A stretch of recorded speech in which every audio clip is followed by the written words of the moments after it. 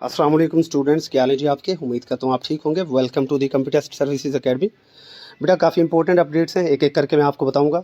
सबसे पहले पीपीएससी की जो वेबसाइट है उसके ऊपर थोड़ा सा इशू आ रहा था, आप लोग अप्लाई नहीं कर पा रहे, आप लोग अपने इंटरव्यू लेटर्स या एडमिशन लेटर्स वगैरह डाउनलोड नहीं कर पा रहे थे। तो पीपीएससी ने वहाँ पर एक एक्सेप्शन रेज्ड के नाम से एक अटेंशन जारी की, जिसको आप लोगों ने देखा होगा। जिन्होंने नहीं भी देखा तो मैं थोड़ा सा बता देता हूँ। यहाँ पर उन्होंने क्लियरली एक बात की है कि जब आप लोग अप्लाई करें तो अप्लाई करते हुए आपने सेपरेटली एक एक पोस्ट के ऊपर अलग अलग अप्लाई करना है। कुछ लोग क्या करते हैं कि वो 5-6 पोस्ट के ऊपर इकट्ठा अप्लाई करना स्टार्ट कर देते हैं। उसकी वजह से क्या होता है कि जो सर्वर है उसके ऊपर बर्डन बढ़ता है और ठीक से अप्लाई नहीं हो पाता आपका, ना फिर आपकी फ़ी पे हो पाती है, ना आप अप्लाई कर पाते हैं। So the right method is कि आप एक एक पोस्ट के ऊपर अलग अलग अप्लाई करेंगे। ये पीपीएससी ने क्लियरली यहाँ पर मेंशन कर दिया है।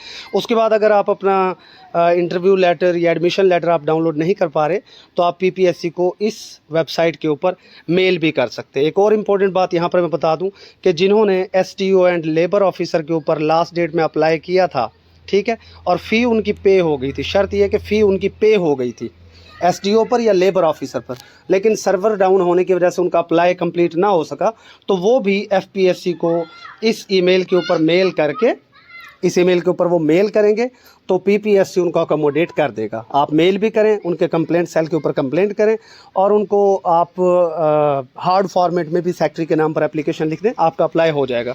ठीक है, तो इस चीज़ की आपने बिल्कुल टेंशन नहीं लेने की जी हम अप्लाई नहीं कर सके। उसके बाद पीपीएससी ने फ्लड सिचुएशन की वजह से एग्ज़ाम्स जो 30 और 31 को होने थे वो ज़ाहिर है पोस्टपोन हो गए हैं। ऑफकोर्स ये होना ही था, हालात ठीक नहीं थे।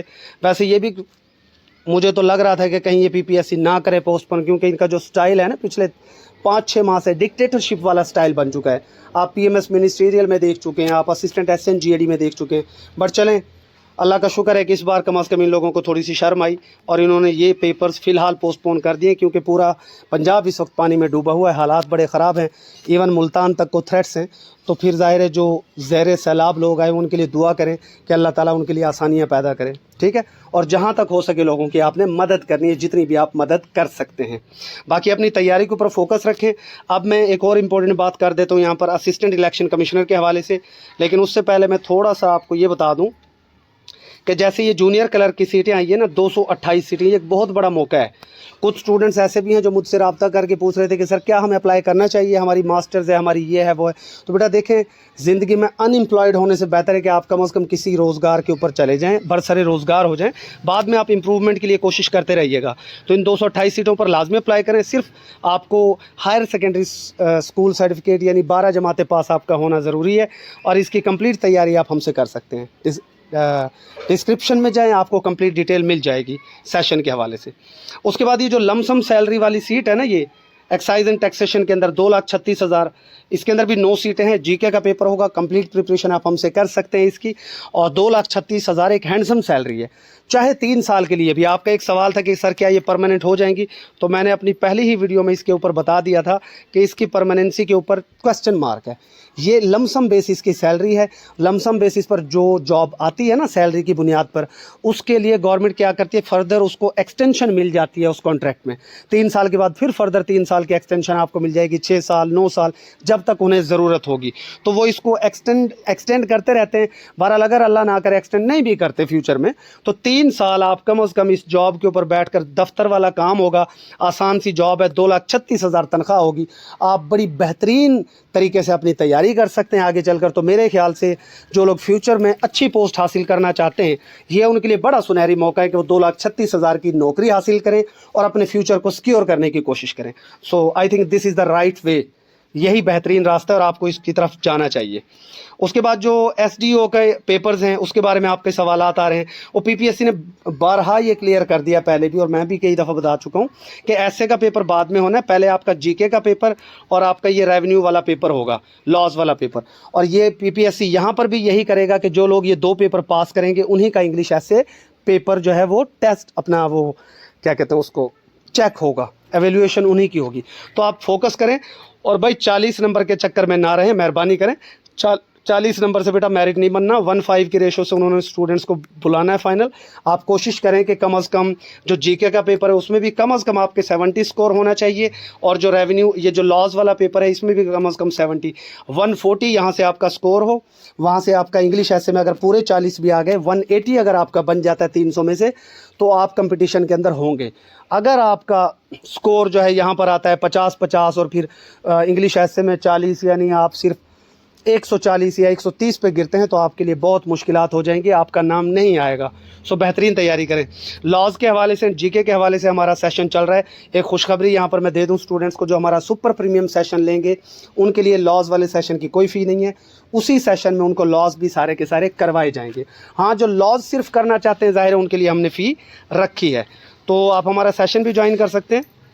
ये डिटेल है, सामने आपको व्हाट्सएप नंबर नज़र आ रहा है, और ये सारा के सारी तैयारी आपको इंशाल्लाह बेहतरीन तरीके से करवा दी जाएगी।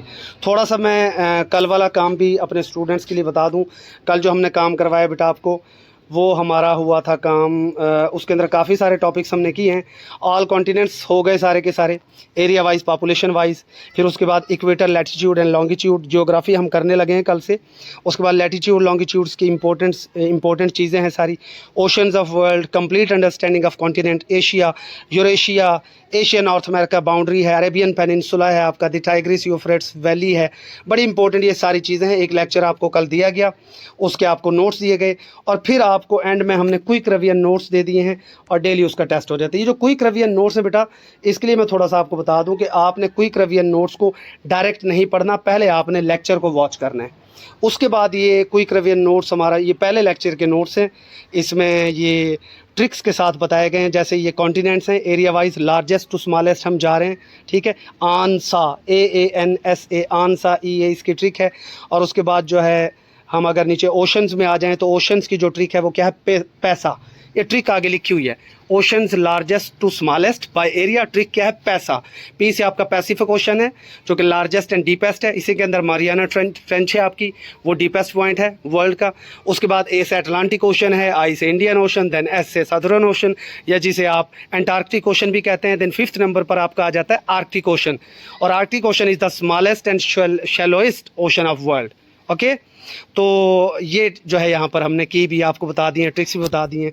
देन आगे लॉन्गिट्यूड लैटिट्यूड्स की भी कुछ इंपॉर्टेंट चीज़ें, और आगे एशिया कॉन्टिनेंट के मुतालिक फिर जो रीजन्स हैं, रीजन्स में जैसे सार्क है, साउथ एशिया, MBBS स्पेन की यहाँ पर ट्रिक है। आसियान जिसे आप कहते हैं, साउथ ईस्ट एशिया के जो ममालिक हैं, उसके अंदर CVIP MMS बेल्ट की ट्रिक है, ठीक है। तो आगे जो सेंट्रल एशिया है उसकी ट्रिक कुट है, ठीक है, कुट कर दें, टुक कर दें। तो फिर उसके बाद मतलब ये सिंपल सी बात है बेटा कि ये क्विक रिवीजन नोट्स आपको, इसलिए ये सवाल है वाटर बॉडीज़ जो एशिया के इर्द गिर्द हैं वो कौन सी हैं।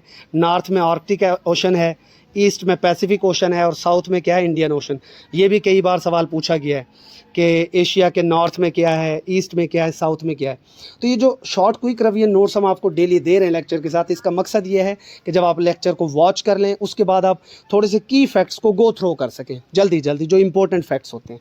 लेक्चर में तो और भी बहुत सारी चीज़ें वो आपने सारी की सारी करनी होती हैं, बट क्विक रिवीजन नोट्स से थोड़ी सी आपकी, वो कहते हैं ना कि एक दफ़ा ज़रा ब्रेन स्टॉर्मिंग हो जाती है, एंड में आप रिवाइज़ कर लेते हैं चीज़ों को। तो अगर आप तैयारी करना चाहते हैं, हमारे सेशंस को ज्वाइन करना चाहते हैं, डिस्क्रिप्शन में जाएँ, एंड स्क्रीन पर भी आपको लेक्चर्स मिल जाएंगे, डेमो लेक्चर्स देखें, हमारे स्टूडेंट्स की सक्सेस स्टोरीज़ देखें। इंशाल्लाह आपको ऐसा काम पूरे पाकिस्तान में कोई नहीं करवाएगा। स्टे ब्लेस्ड, अल्लाह हाफिज़।